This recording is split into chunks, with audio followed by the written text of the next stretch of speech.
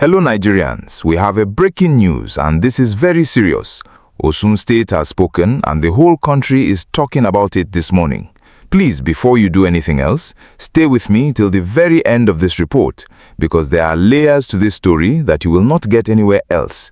The numbers, the reactions, and what it all means for 2027. This is about the Osun State governorship election held on Saturday, the 15th of August 2026, and the declaration that followed early Sunday morning in Osogbo. It comes at a very sensitive time, barely a year to the next general elections, and every political camp in this country is watching Osun like a laboratory test. Before I go further, if you are new to this channel, please like this video, subscribe, and turn on your notification bell so you don't miss any of our reports. It helps us keep bringing you the truth. No fear, no favor. Now, back to the news. Here is what we know for certain. The Independent National Electoral Commission, INEC, through its returning officer, Joshua Olalekun Ogunwole, officially declared Governor Ademola Adeleke of the Accord Party as the winner of the Osun State governorship election. According to the official figures announced at the Collation Center, Adeleke polled 511,067 votes. 511,067. His closest challenger, Senator Bola Oyebamiji of the All Progressives Congress, the APC, scored 444,815 votes. That is a margin of about 66,252 votes between the two leading candidates. In third place was Najim Salam of the African Democratic Congress, the ADC, who polled 17,180 votes, a very distant third, showing that this race, from the numbers, was really a two-horse contest between the incumbent and the APC candidate. Out of the 30 local government areas in Osun State, Adeleke won 19, while Oyebamiji's camp secured the remaining 11. 14 political parties were cleared by INEC to contest, though notably the People's Democratic Party, the very party Adeleke first won on in 2022 before his defection to Accord, did not field a candidate this time around, neither did the Labour Party. Now, let me give you the full documentary trail because context matters here. This election was originally scheduled for the 8th of August 2026, but INEC rescheduled it to the 15th of August. Adeleke, who is the incumbent governor, sought re-election after first winning the seat in July 2022 as the PDP candidate, when he defeated the then-sitting governor, Boyega Oyetola, of the APC, by a margin of about 3.5%. That 2022 victory itself was a dramatic upset at the time. Since then, Adeleke made a significant political move. He defected from the PDP to the Accord Party, a smaller platform, and contested this re-election bid under that new banner. Think about that for a moment. A sitting governor defending his seat not on the platform that brought him to power, but on a completely different party. That, on its own, tells you something about the shifting political currents in Osun and in Nigeria generally. On the other side, the APC fielded Bola Oyebamiji, who at the time of his nomination was serving as Managing Director and Chief Executive Officer of the National Inland Waterways Authority, NAIJA, a federal appointee stepping directly into state politics. Over 2 million registered voters were eligible to participate, with roughly 81.5% of them having collected their permanent voter cards ahead of the election. As collation progressed through Saturday night into Sunday, the INEC results viewing portal, what they call iRev, showed uploads climbing steadily, crossing 87% of expected polling unit results before the final declaration was made. Now, let me be very careful here and separate for you what is documented fact from what is political interpretation, because that distinction matters if we are going to be honest journalists. Here is what is officially documented. INEC's returning officer announced the figures I gave you earlier. Immediately after the declaration, Nigerians reacted in large numbers, many of them celebrating what they called a victory for the masses. One popular reaction online said, and I'm paraphrasing here, that the will of the people had triumphed over what some called intimidation tactics during the campaign. Other voices online questioned how the APC, which some observers say deployed significant political weight and personnel into Osun during the campaign period, still could not close the gap with the incumbent. I want to stress, those are public sentiments and social media reactions, not verified allegations backed by evidence that I can independently confirm for you tonight. If there are formal petitions, tribunal filings, or documented irregularities alleged by any of the parties, we will bring you that separately with the paperwork when it becomes available. What both camps would likely argue, if we are being fair to each side, Adeleke's camp would point to his margin of over 66,000 votes and his sweep of 19 out of 30 local governments as clear evidence of a genuine mandate built on his administration's development record. The APC, on the other hand, could reasonably argue that a margin under 6 percentage points in a hotly contested race is not an overwhelming landslide, and that a strong challenge was mounted despite the incumbency advantage Adeleke enjoyed as sitting governor. Now, let's go straight to what Governor Adeleke himself said shortly after the declaration, speaking to journalists in Osogbo. He said, and this is close to his exact words, "I thank God Almighty for this victory. It's a victory for democracy, victory for the Osun election." He went further to describe the outcome as, in his words, a way for the people of Osun to repay him for what he called infrastructural development, healthcare improvements, security, and other achievements delivered during his first term. Adeleke also struck what many observers called a conciliatory tone.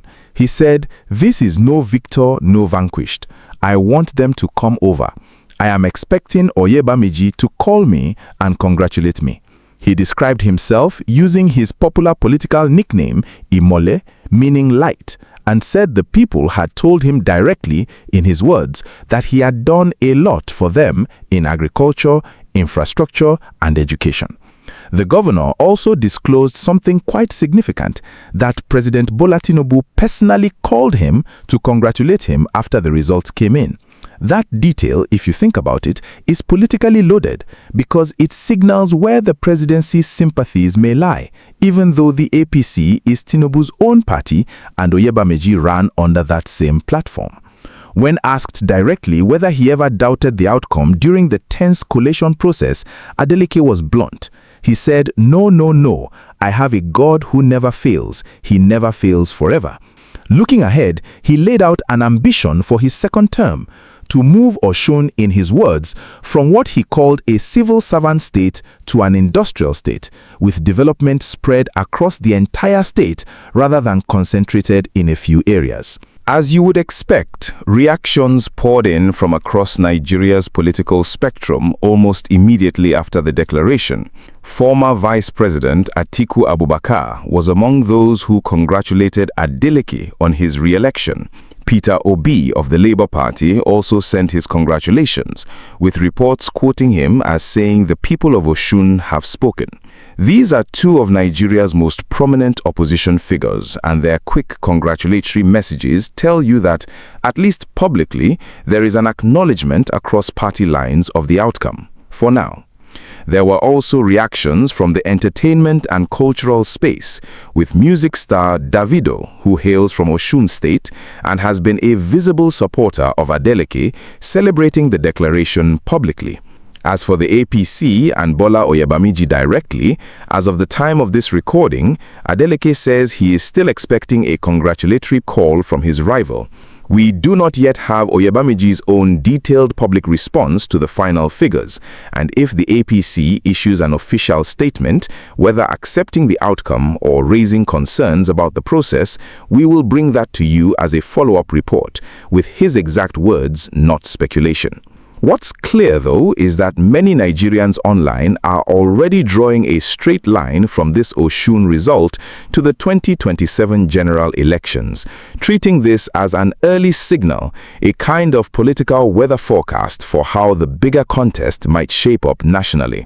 Now, let's talk about why this particular election matters so much beyond the borders of Osun State itself.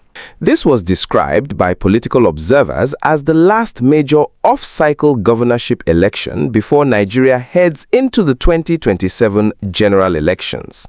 Off-cycle simply means it doesn't fall on the same calendar as the main national election cycle. Osun, like a handful of other states, holds its governorship polls on its own separate timetable.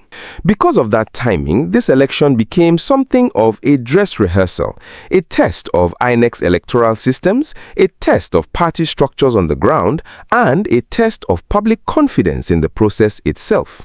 Every party watching wanted to know, can they organize? Can they mobilize? Can they defend their numbers at the polling unit level? And can the Electoral Commission run a credible process under real pressure? For the APC, a win in Osun would have been a strong statement heading toward 2027, proof that the ruling party at the federal level could also win convincingly at the state level, even against an incumbent. Their result, coming within striking distance but ultimately falling short, will likely trigger internal party conversations about strategy, coordination, and messaging ahead of the bigger contests to come. For Adeleke and Accord, this victory validates his decision to defect from the PDP. It's worth remembering this is a governor who essentially bet his political career on a smaller platform, and that bet appears to have paid off, at least in this round. For ordinary people in Osun, what this means concretely is 4 more years of continuity under the current administration. The same team, the same policy direction on agriculture, infrastructure, education and healthcare that Adeleke referenced repeatedly in his victory remarks. Now let's talk about what many of you are already asking. Could this result end up in court? Here's what is fact under Nigerian electoral law. Any candidate who is unsatisfied with a governorship election declaration has a legal right to approach the Governorship Election Petition Tribunal, and they have a specific limited number of days from the date of declaration to file that petition. This is a completely normal part of the process in Nigeria. It happened after the 2022 Osun election. It has happened in states across the country after nearly every closely contested race. As of this recording, I have not seen any official statement from Bola Oyebamiji or the APC alleging specific irregularities, nor any confirmation that a petition has been filed.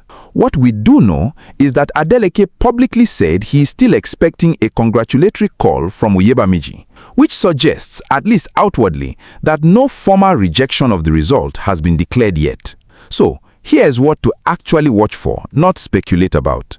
Will the APC issue a statement in the coming days accepting or rejecting the outcome? If they do go to tribunal, what specific grounds will they cite, and can they back it up with polling unit evidence? We will not guess at that for you. When there's an actual filing, an actual statement, actual documents, we bring you the real thing, not rumors dressed up as news. So where does this leave us? And what should you, as a Nigerian watching this space, be paying attention to next? My honest take, whenever an election result is this close, a margin under 6 percentage points, the responsible thing for every party involved is to let the process run its full course. That means transparency from INEC in publishing the complete polling unit data, and it means respecting the legal window for any party that wishes to challenge the outcome at the election tribunal, rather than settling this in the court of public opinion alone. Here is what remains open, and what we will be watching closely in the days ahead. Will Bola Oyebamiji and the APC formally accept this result, or will they head to the tribunal? What does the complete certified polling unit data show once INEC publishes everything in full? And will this Osun outcome actually predict anything meaningful about how the 2027 general elections unfold nationally? Or will it turn out to be a purely local story shaped by purely local factors? If this report gave you the full picture, do me a favor, like this video, share it with someone who needs to understand what just happened in Osun, and drop your own thoughts in the comment section below. I read every single one of them, and your perspective genuinely shapes how we cover this story going forward. Don't forget to subscribe so you're the first to know when Oyebamiji or the APC responds officially. For NAIJA News Online, reporting on a result that Osun State, and indeed the whole country, will be talking about for a long time to come. Stay informed, stay engaged, and I'll see you in the next report.